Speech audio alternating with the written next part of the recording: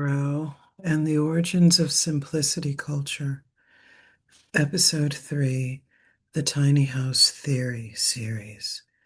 Excuse me. This series examines the tiny house not as a trend, but as a historical and political structure. These videos investigate housing, labor, debt, architecture, colonialism, sustainability, mobility, gender, and survival through the cultural figure of the tiny house. In the previous video, the tiny house movement was examined through the changing history of the American dream and the instability of post-recession housing culture. In this video, the focus shifts further backward toward one of the movement's most frequently cited intellectual ancestors, Henry David Thoreau. Tiny house culture repeatedly returns to Thoreau. His cabin at Walden Pond appears constantly within minimalist discourse, sustainability culture, self-reliance rhetoric, and anti-consumerist philosophy. Tiny house books, blogs, documentaries, and interviews routinely invoke Walden as a foundational text for simplified living. But the relationship between Thoreau and contemporary tiny house culture is more complicated than references usually suggest. Thoreau did not simply advocate small living. He was engaged in a broader philosophical critique of industrial capitalism, labor discipline, property relations, and social conformity in 19th century America. Oh, where's my charger?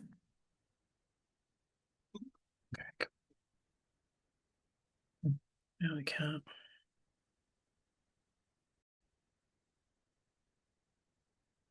At the same time, contemporary tiny house culture often transforms Thoreau into a simplified icon of personal minimalism detached from the political and historical conditions in which he was writing. Understanding this distinction is important because it reveals how simplicity itself became culturally reorganized over time. Taylor Pierce directly identifies Thoreau as a major intellectual influence within the tiny house movement. Pierce argues that the movement draws heavily upon 19th century traditions of anti-materialism and simplicity culture associated with both Thoreau and Ralph Waldo Emerson. This historical lineage matters because the tiny house movement did not emerge spontaneously after the 2008 housing collapse. It draws upon much older American traditions involving wilderness retreat, self-reliance, anti-urbanism, moral simplicity, domestic reduction, suspicion towards industrial society. Thoreau's cabin at Walden Pond has therefore become symbolically powerful, far beyond its physical scale. The cabin itself was small, roughly 10 feet by 15 feet. But in 1845, near Concord, Massachusetts, the structure was intentionally modest and partially self-constructed. Thoreau lived there for a little over 2 years while writing reflections that would later become Walden. But the cabin was never merely a housing experiment. It functioned philosophically. Thoreau used the cabin to examine the relationship between labor, consumption, freedom, and social expectation. Early in Walden, he writes, the mass of men lead lives of quiet desperation.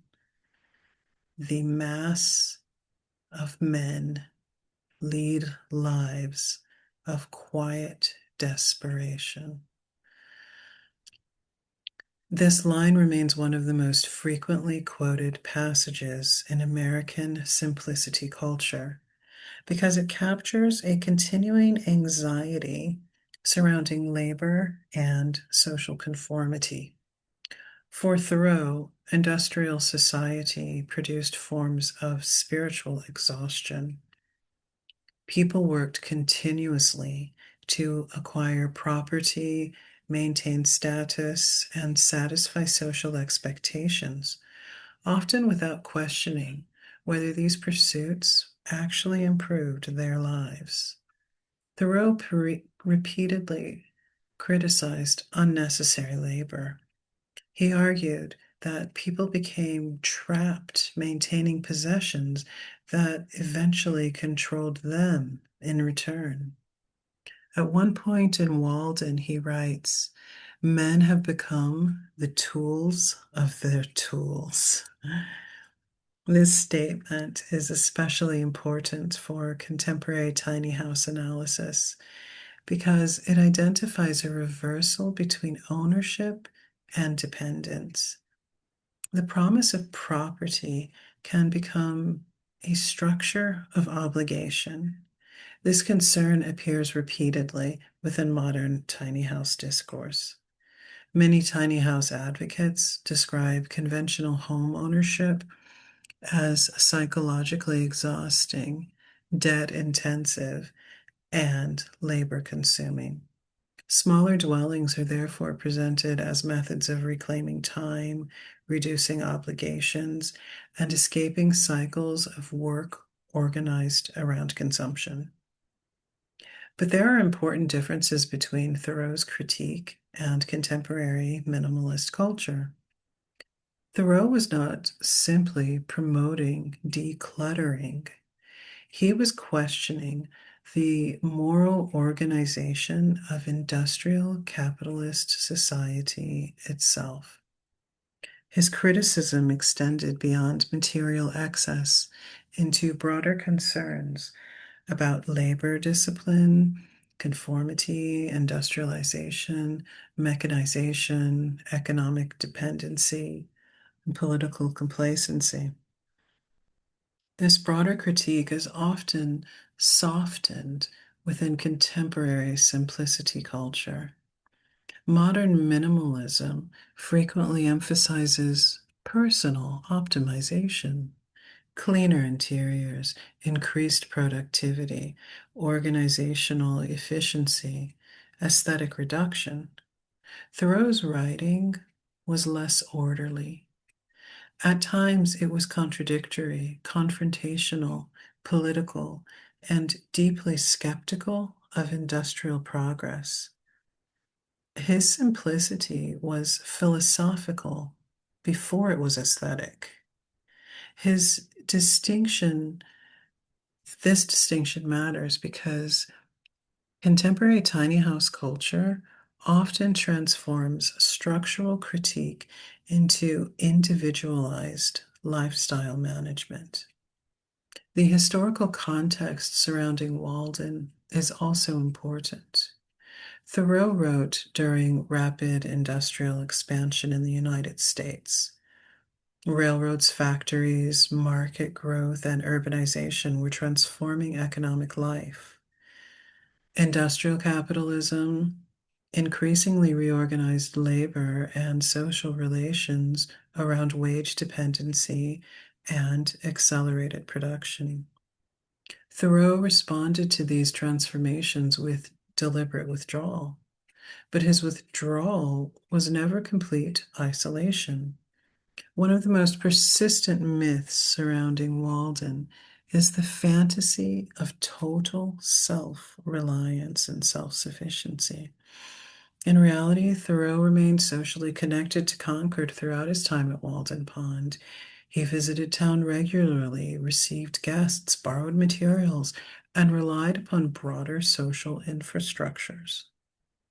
The cabin therefore functioned less as a complete escape and more as controlled distance.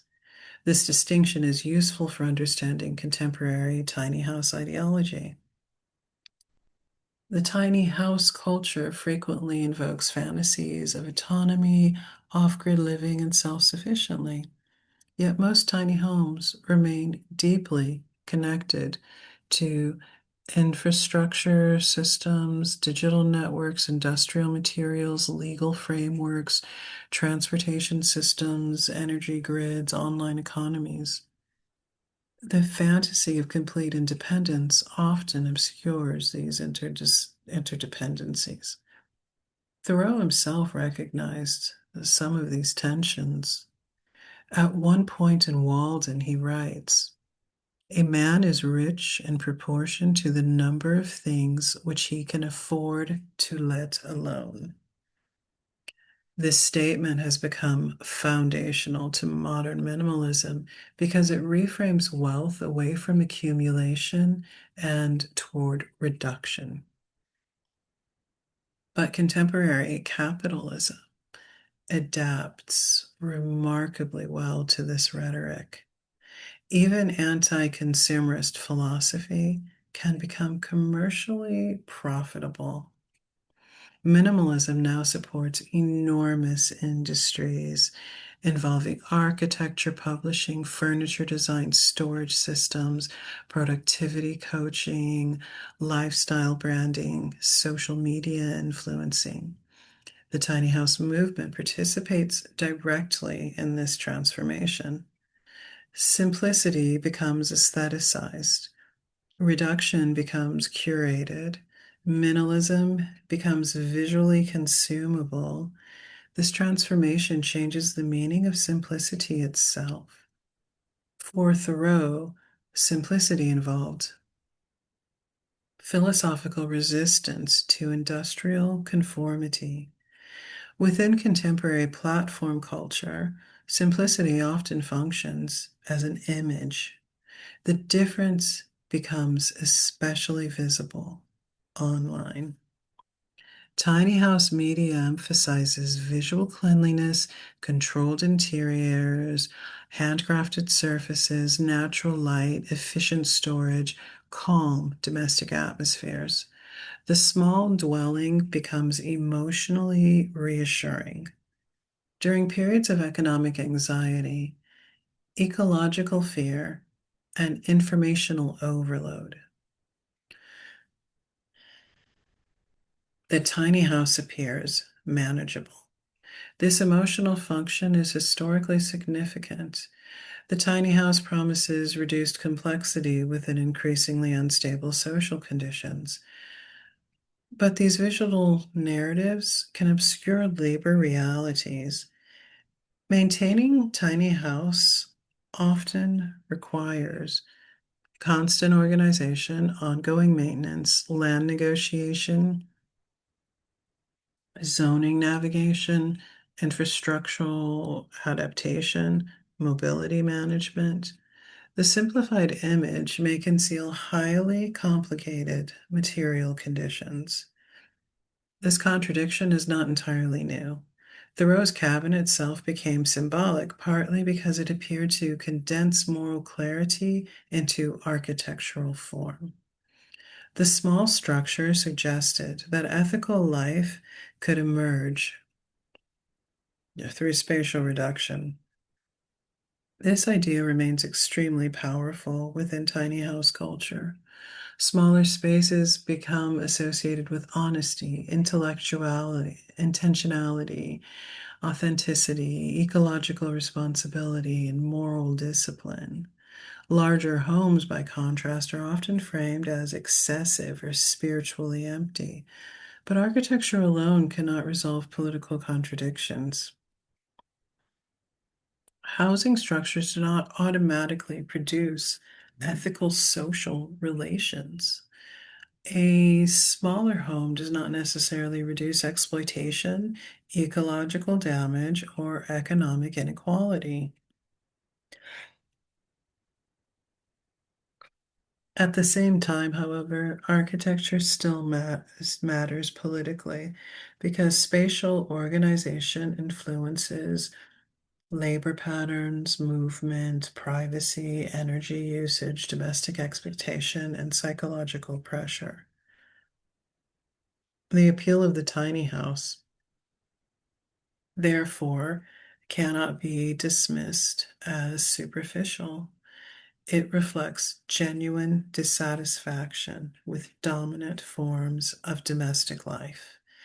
Ford and Gomez Lanier note that tiny houses are frequently promoted as sustainable alternatives capable of reducing environmental impact and housing costs. These promises echo aspects of Thoreau's critique. Both involve suspicion towards excess accumulation, and unnecessary consumption. But contemporary sustainability discourse also differs significantly from 19th century transcendentalism. Modern sustainability language often operates through market incentives, ethical branding, green consumerism, and lifestyle identity. Ecological responsibility becomes individualized through purchasing decisions. Again, neoliberal logic appears. Structural crisis become matters of personal adaptation. The tiny house, therefore, occupies an unstable ideological position. It can function simultaneously as ecological aspiration, market commodity, survival strategy, anti-consumerist symbol, and neoliberal adaptation. This instability helps explain why the movement continues to expand culturally despite its contradictions. The tiny house condenses multiple historical traditions into a single architectural form. Inside it, inside it exist traces of Thoreau's simplicity, frontier self-reliance, anti-urban retreat, ecological anxiety, recession adaptation, minimalist aesthetics, and debt exhaustion. The structure itself becomes symbolically overloaded. This symbolic density also explains why tiny house media is so emotionally resonant. Most viewers are not simply looking at architecture, they are looking at imagined alternatives to dominant systems of labor and domestic life. Whether these alternatives are materially sustainable remains unresolved. Sorry. But the desire itself reveals widespread dissatisfaction within contemporary housing systems. Thoreau's continuing presence within tiny house culture, therefore, matters historically. He provides a moral vocabulary through which dissatisfaction can be articulated. At the same time, his work is often simplified into aesthetic minimalism, detached from the larger political and industrial critiques that shaped Walden originally. Recovering these broader critiques allows the tiny house movement to be understood less as a decorative lifestyle trend and more as part of a long historical argument about labor, freedom, property, and the organization of everyday life. If this video has examined the relationship between tiny house culture and Thoreau's philosophy of simplicity, the next video examines another powerful architectural symbol within American housing history, the cabin, and the role of frontier mythology in shaping ideas about self-reliance, wilderness, and domestic independence.